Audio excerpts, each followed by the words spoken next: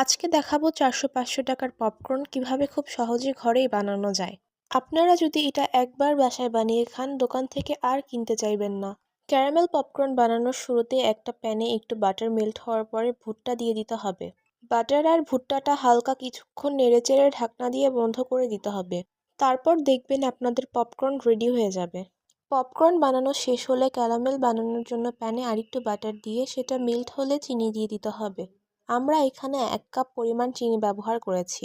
এরকমভাবে কিছুক্ষণ নাড়াচাড়া করলে চিনিটা মেল্ট হয়ে যাবে। চিনিটা মেল্ট হওয়ার পর এখানে সামান্য পরিমাণ বেকিং সোডা আর লবণ দিতে হবে মিষ্টিটাকে ব্যালেন্স রাখার জন্য। আমাদের ক্যারামেল সসটা তৈরি হয়ে গেলে যে পপকর্নগুলো আগে বানিয়েছিলাম সেটা ক্যারামেল সসের মধ্যে দিতে হবে।